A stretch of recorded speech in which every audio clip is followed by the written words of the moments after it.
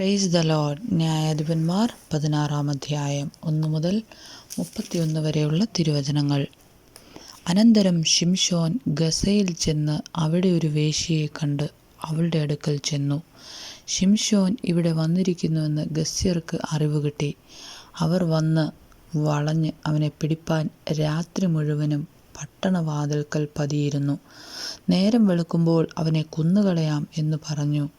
രാത്രി മുഴുവനും അനങ്ങാതിരുന്നു. ശിംശോൻ അർദ്ധരാത്രി വരെ കിടന്നുറങ്ങി. അർദ്ധരാത്രിയിൽ എഴുന്നേറ്റ് പട്ടണവാതിലിൻ്റെ കതകും കട്ടിളകാൽ കൊണ്ടും ഓടാമ്പലും കൂടെ പറിച്ചെടുത്ത് ചുമലിൽ വെച്ച് പുറപ്പെട്ട് ഹെബ്രോനെതിരെയുള്ള മലമുകളിൽ കൊണ്ടുപോയി.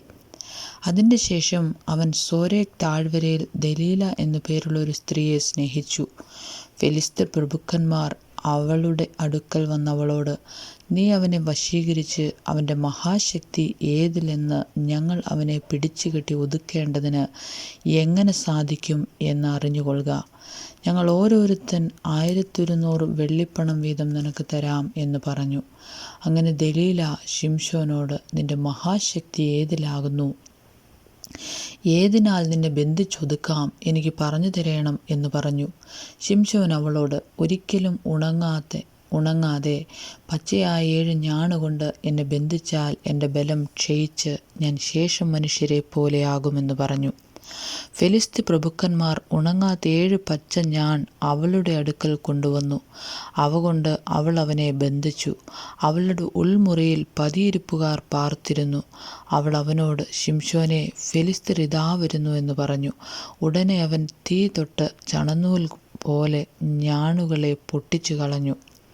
അവൻ്റെ ശക്തിയുടെ രഹസ്യം വെളിപ്പെട്ടതുമില്ല. പിന്നെ ദലീല ശിംശോനോട്, നീ എന്നെ ചതിച്ച് എന്നോട് ഭോഷ്ക് പറഞ്ഞു. നിന്നെ ഏതിനാൽ ബന്ധിക്കാമെന്ന് ഇപ്പോൾ എനിക്ക് പറഞ്ഞു തരേണം എന്ന് പറഞ്ഞു. അവൻ അവളോട്, ഒരിക്കലും പെരുമാറിയിട്ടില്ലാത്ത പുതിയ കയറുകൊണ്ട് എന്നെ ബന്ധിച്ചാൽ എൻ്റെ ബലം ക്ഷയിച്ച് ഞാൻ ശേഷം മനുഷ്യരെ പോലെയാകുമെന്ന് പറഞ്ഞു. ദലീല പുതിയ കയർ വാങ്ങി അവനെ ബന്ധിച്ചിട്ട്, ശിംശോനെ, ഫെലിസ്ത്യർ ഇതാ വരുന്നു എന്നവനോട് പറഞ്ഞു. പതിയിരിപ്പുകാർ ഉൾമുറിയിലുണ്ടായിരുന്നു. അവന് ഒരു നൂൽ പോലെ തൻ്റെ കൈമേൽ നിന്ന് അത് പൊട്ടിച്ചു കളഞ്ഞു. ദലീല ശിംശോനോട്, ഇതുവരെ നീ എന്നെ ചതിച്ചു, എന്നോട് ഭോഷ്ക് പറഞ്ഞു. നിന്നെ ഏതിനാൽ ബന്ധിക്കാമെന്ന് എനിക്ക് പറഞ്ഞു തരേണം എന്ന് പറഞ്ഞു. അവൻ അവളോട്, എൻ്റെ തലയിൽ 7 ജടനൂൽ പാവിൽ ചേർത്ത് നെയ്താൽ സാധിക്കുമെന്ന് പറഞ്ഞു. അവൾ അങ്ങനെ ചെയ്തു. കുറ്റി അടിച്ചു ഉറപ്പിച്ചും വെച്ച് അവനോട്, ശിംശോനെ, ഫെലിസ്ത്യർ ഇതാ വരുന്നു എന്ന് പറഞ്ഞു. അവൻ ഉറക്കമുണർന്ന് നെയ്ത്ത് തടിയുടെ കുറ്റിയും പാവും പറിച്ചെടുത്തു കളഞ്ഞു. അപ്പോൾ അവൾ അവനോട്, നിന്റെ ഹൃദയം എന്നോടുകൂടെ ഇല്ലാതിരിക്കെ നീ എന്നെ സ്നേഹിക്കുന്നു എന്ന് പറയുന്നത് എങ്ങനെ? ഈ 3 പ്രാവശ്യം നീ എന്നെ ചതിച്ചു. നിന്റെ മഹാശക്തി ഏതിലാകുന്നു എന്ന് എനിക്ക് പറഞ്ഞു തന്നില്ല എന്ന് പറഞ്ഞു. ഇങ്ങനെ അവൾ അവനെ ദിവസം പ്രതി വാക്കുകളാൽ ബുദ്ധിമുട്ടിച്ച് അസഹ്യപ്പെടുത്തി. അവൻ മരിപ്പാൻ തക്കവണ്ണം വ്യസനപരവശനായി തീർന്നിട്ട് തൻ്റെ ഉള്ളം മുഴുവനും അവളെ അറിയിച്ചു. ക്ഷൗരക്കത്തി എൻ്റെ തലയിൽ തൊട്ടിട്ടില്ല. ഞാൻ അമ്മയുടെ ഗർഭം മുതൽ ദൈവത്തിന് വ്രതസ്ഥൻ ആകുന്നു.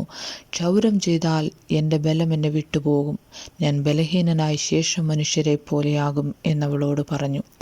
തൻ്റെ ഉള്ളം മുഴുവനും അവൻ അറിയിച്ചു എന്ന് കണ്ടപ്പോൾ ദലീല ഫെലിസ്ത്യ പ്രഭുക്കന്മാരെ വിളിപ്പാൻ ആളയച്ചു. ഇന്ന് വരുവീൻ, അവൻ തൻ്റെ ഉള്ളം മുഴുവനും എന്നെ അറിയിച്ചിരിക്കുന്നു എന്ന് പറയിച്ചു. ഫെലിസ്ത്യ പ്രഭുക്കന്മാർ അവളുടെ അടുക്കൽ വന്ന് പണവും കയ്യിൽ കൊണ്ടുവന്നു. അവൾ അവനെ മടിയിൽ ഉറക്കി ഒരാളെ വിളിപ്പിച്ച് തലയിലെ ജട 7 കളയിച്ചു. അവൾ അവനെ ഒതുക്കി തുടങ്ങി.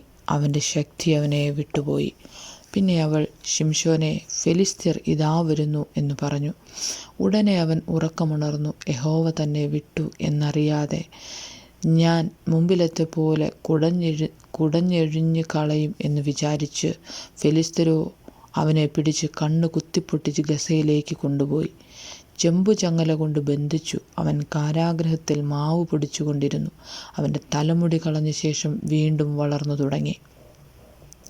അനന്തരം ഫെലിസ്ത്യ പ്രഭുക്കന്മാർ, നമ്മുടെ വൈരിയായ ശിംശോനെ നമ്മുടെ ദേവൻ നമ്മുടെ കയ്യിലേൽപ്പിച്ചിരിക്കുന്നു എന്ന് പറഞ്ഞ് തങ്ങളുടെ ദേവനായ ദാഗോന് ഒരു വലിയ ബലി കഴിപ്പാനും ഉത്സവം ഘോഷിപ്പാനും ഒരുമിച്ചുകൂടി. പുരുഷാരം അവനെ കണ്ടപ്പോൾ നമ്മുടെ ദേശം ശൂന്യമാക്കുകയും നമ്മിൽ അനേകരെ കൊല്ലുകയും ചെയ്ത നമ്മുടെ വൈരിയെ നമ്മുടെ ദേവൻ നമ്മുടെ കയ്യിലേൽപ്പിച്ചിരിക്കുന്നു എന്ന് പറഞ്ഞ് തങ്ങളുടെ ദേവനെ പുകഴ്ത്തി.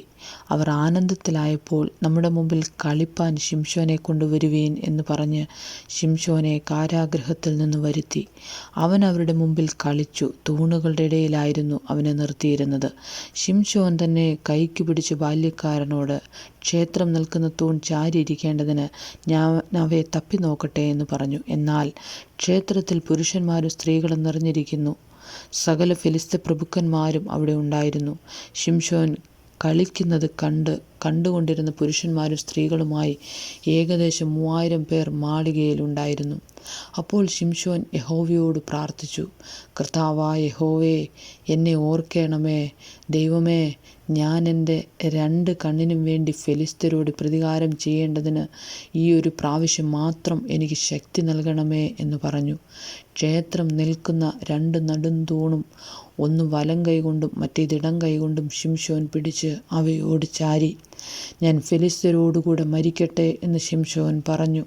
ശക്തിയോടെ കുനിഞ്ഞു. ഉടനെ ക്ഷേത്രം അതിലുള്ള പ്രഭുക്കന്മാരുടെയും സകല ജനത്തിൻ്റെയും മേൽ വീണു. അങ്ങനെ അവൻ മരണസമയത്ത് കൊന്നവർ ജീവകാലത്ത് കൊന്നവരെക്കാൾ അധികമായിരുന്നു. അവൻ്റെ സഹോദരന്മാരും പിതൃഭവനമൊക്കെയും ചെന്ന് അവനെ എടുത്ത് സോരയ്ക്കും എസ്തായോലിനും മധ്യേ അവൻ്റെ അപ്പനായ മനോഹയുടെ ശ്മശാന സ്ഥലത്ത് അടക്കം ചെയ്തു. അവൻ ഇസ്രായേലിന് 70 സംവത്സരം ന്യായപാലനം ചെയ്തിരുന്നു. ആമേൻ.